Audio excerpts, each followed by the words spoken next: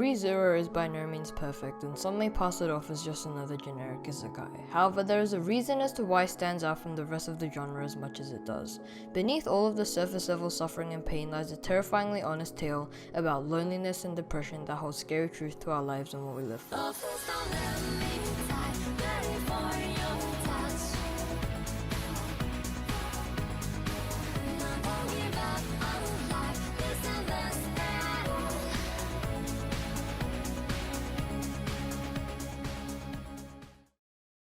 Our main character, ReZero Subaru, goes through many tragedies throughout the current 38 episodes of the show.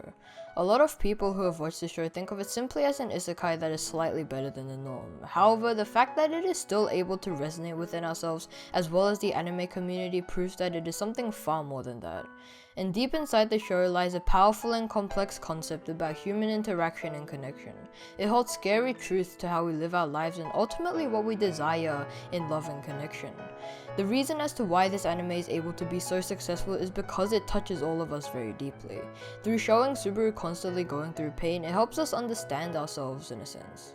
Although by doing this it presents many flaws in the show itself, it manages to give something far more powerful than most anime can today. The idea of loneliness and what it truly is, the ways in which depression and anxiety can codependently act with it, and how that can affect you mentally. Even after Subaru is able to grow many strong bonds with the other people in the show, he still very evidently feels empty somehow. Even though he is surrounded by others, something within him doesn't let him feel comfortable. The people that he is spending his hardships with seem to love him and he seems to love them as well. It looks as though they would both understand each other, and yet he still cannot help feeling isolated. It's something that Subaru struggles to find the answer to for a very large portion of this show, and just seeing it happen to someone else is very scary. This anime is able to grasp an idea that hits very close to our hearts and warps, tangles it to its ugliest form, and that is the reason why it makes for such a memorable horror. It doesn't just stop at showing you the most gruesome deaths, seeing Ren play Twister and Subaru get eaten alive by rabbits. Instead, it uses that as a tool to further elaborate it on an extra dimension of horror that hits far deeper.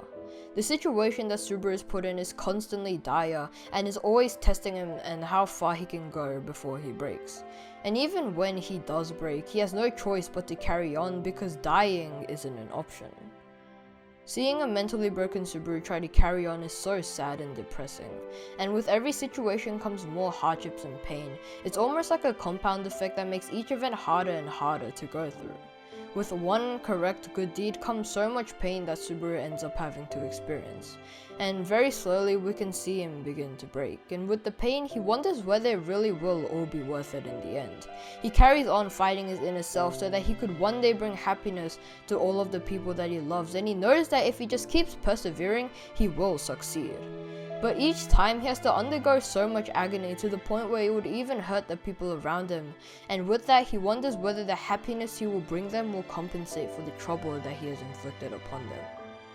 And to make matters worse, during the second season he sees all of the timelines that he had left behind him, and how the people he loved reacted to Subaru's death each time.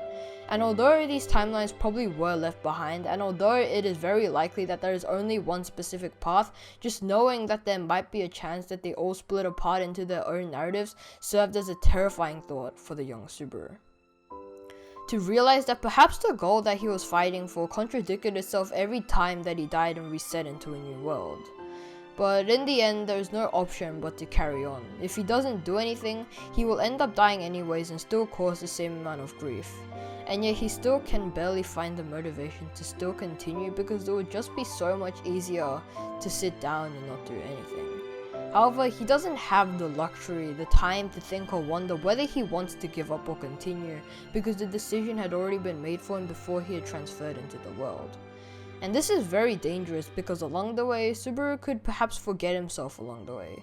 He will begin to start blindly fighting for the people he loves, and that original passion that he had for fighting for them might also eventually fade.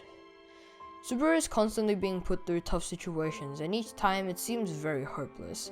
During his fight for peace, he questions his own existence multiple times, and yet he continues to carry on, with only the hope that there may be light at the end of the dark and treacherous tunnel. ReZero is a very depressing watch, but it is what makes us all the more hooked into this unique tale of a boy's search for salvation. The plot of this show is very unique and is also executed beautifully. Subaru's constant restarts through death allow for fantastic character development as we see how each member of the cast reacts to different timelines and situations. And so even though such a short amount of time had passed, there still ends up being a lot of density and complexion within the characters. And although I don't think this show is necessarily a masterpiece by any stretch of the imagination, it still makes for an amazingly immersive show, and I'm sure that if you decide to watch it, you will still have an amazing time doing so. It can be very exposing at times, so if you are weak against lots of blood and gore, this show might not be right for you. In the end, I give the first season of this show a 7 out of 10. It's a high 7 though, but I feel it just doesn't live up to the standards of an 8. As far as the second season, I give it an 8. Maybe after part 2 of season 2, and the third call up to the 50th episode of whatever Subaru in the first season of 2021 finishes airing, I might up it. 7.5. Well, the video is finished, so you can just go ahead and leave a like on your way out if you enjoyed the video at all, or leave a comment down below if you know what I'm saying. If you want to see more videos like this, then feel free to subscribe, as it's literally the best way to help me out. Plus, it's free and you can unsubscribe at any time you wish, and also consider sharing this with your friends if you think they might be interested. Otherwise, that's really all I have to say for this video. I love and appreciate every single one of you, and I hope to see you very, very soon. Peace.